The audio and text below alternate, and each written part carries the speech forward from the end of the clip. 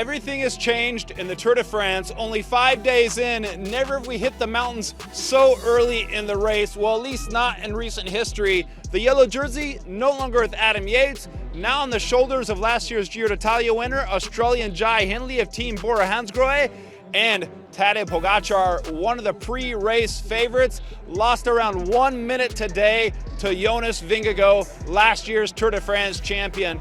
On site here in Laruns at the end of 162 kilometers of racing in the Pyrenees, a big mountain day, the first high mountains of the 2023 edition. The race left Pau early this morning, and on tap, we had an HC climb, the Sodé, and then I think a category 3 climb, and then the final kicker, the Marie Blanc, leaving around 18 kilometers of descent here to the finish in Laruns. And you might remember this finish. It was back in 2020 where Tadej Pogacar won his first ever stage in the Tour de France.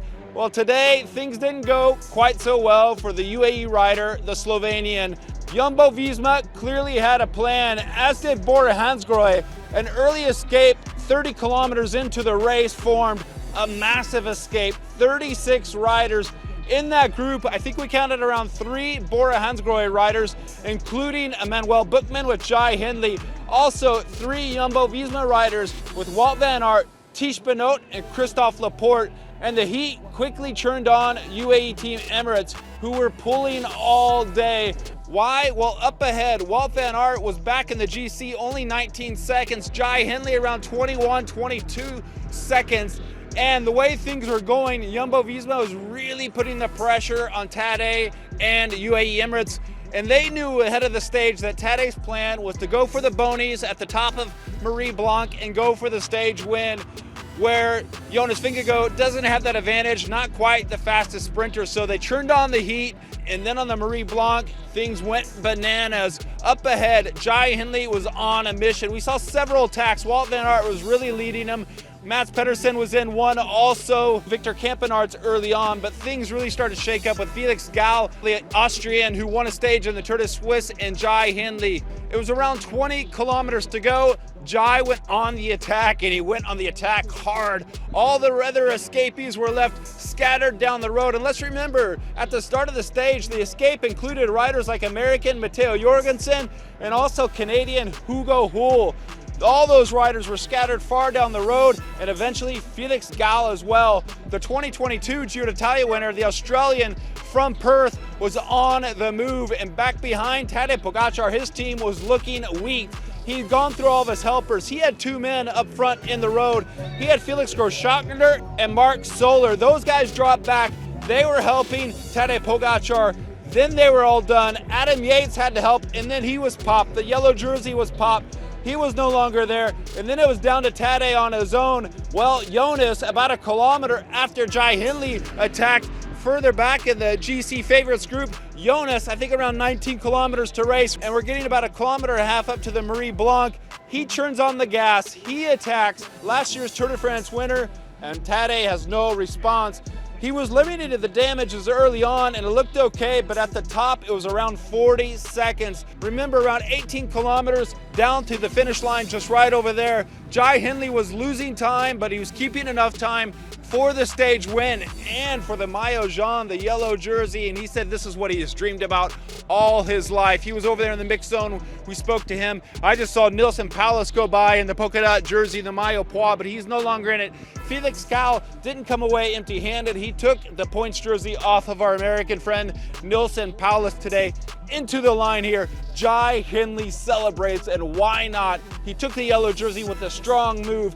Now, before we started the 2023 Tour de France, we were talking about Tadej and Jonas. Those are the 2 outright favorites, and then below those guys are a whole bunch of B-ranked riders, strong riders, but not at the level of Tadej and Jonas.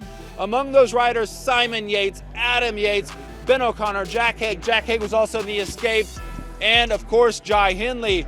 And Jai today made a strong move for the eventual podium finish in Paris, but also, hey, why not a strong move for the overall race win?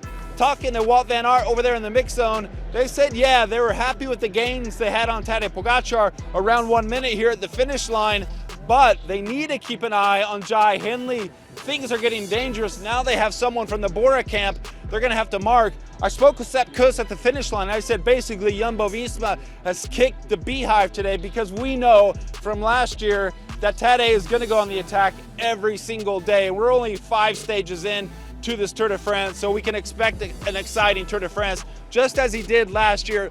But the thing we need to keep an eye on is Tadej hadn't raced in around 2 months before the start of the Tour de France. He did the TT Slovenian Championship and the road race, but he was off because he crashed and fractured his wrist in Liège-Bastogne-Liège at the end of April, so that hampered his plans. He had to recover. He couldn't race until those national championships 1 week out before the Tour de France, and perhaps he's paying from that, or perhaps he's paying from the raid that Jumbo-Visma went on. Bora Hansgrohe, such a strong move today. Tadej eventually was backing off the Adam Yates group, the yellow jersey group, and caught Tadej, and then they were working in together to get to the finish line. Back behind Jai with Jonas Vingegaard, it was Felix Gau, Giulio Ciccone, and Emmanuel Buchmann. Those 4 riders with Vingegaard were sprinting for second place and the bony seconds on the line. Jonas is not a great sprinter, and in fact, he got 4th out of that 4-man group. Now, looking at the GC, it's Jai Hindley on top, 47 seconds ahead of Jonas Vingegaard. Giulio Ciccone, 1 minute, 3 seconds back. Emmanuel Buchmann, 1:11. Adam Yates slipped back to 1:34, the previous race leader. And Tadej Pogacar, 1 minute and 40 seconds with Simon Yates right behind him on the same amount of time. Wow, what a stage. The first high mountain stage in the Tour de France 2023. We're in the Pyrenees, so early into the race to be into the high mountains, and things just turned upside down with Jai Hindley, stage winner, yellow jersey, and Jumbo-Visma doing that massive raid and giving Jonas Vingegaard a big step up, 1 minute over Tadej Pogacar, 2-time winner of the Tour de France after a crazy day of racing here in the Pyrenees.